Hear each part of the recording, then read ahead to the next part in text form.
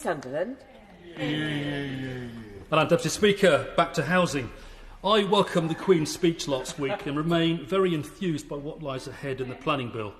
There is no question that the UK needs to build more affordable homes, and in my humble opinion, we should all aspire to a much higher rate of home ownership so that everybody can take an equity share in their future. And having a place to live that we call home is surely one of the most fundamental rights that we have.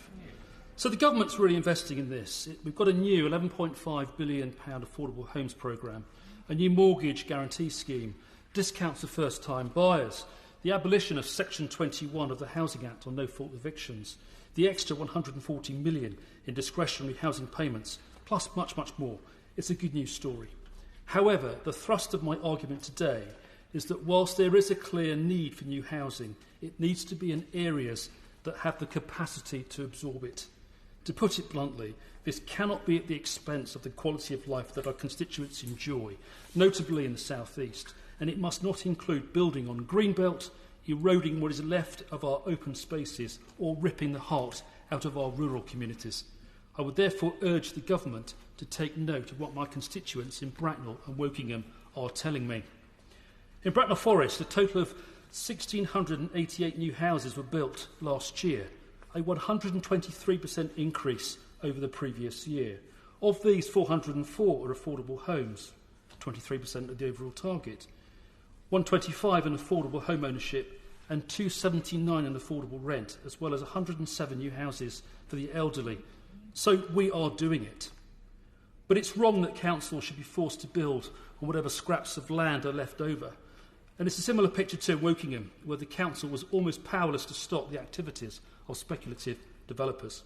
So I would urge the government, please, to consider the following. The ripping up of the Lichfield table was a welcome step, but I would propose now a new formula that focuses on residual land availability as a percentage of the total area. If there's nothing left in a constituency except for residual farmland, golf courses, school playgrounds or golf courses, then don't build on it. We must also build on urban and brownfield sites, and we should build up, not out. Areas such as the Midlands, the North West and the North East are full of these potential development sites, and investment is needed here.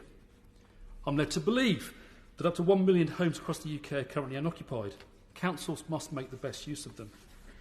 Permissions for a further 1 million homes have already been granted too, so let's do this with a time limit. We also need extra protections for farmland, so let's impose, please, punitive and progressive taxes for those who seek to build on what is left of it in our constituencies. And to be frank, the net zero argument is daft. If you concrete over trees, fields and hedgerows and then plant a few daisies, don't be surprised if the oxygen stops flowing. Lastly, we must allow councils to honour existing local plans and not have extra targets forced upon them. We need to allow them the autonomy to say no and give our communities a proper voice.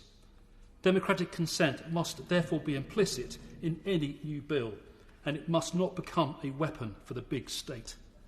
Finally, there is no moral justification for concreting over our green and pleasant lands with yet more dark satanic mills.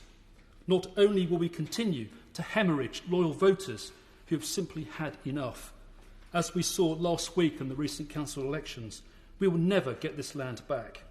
So let's please ensure that the planning bill becomes what we would wish it to be. Thank you.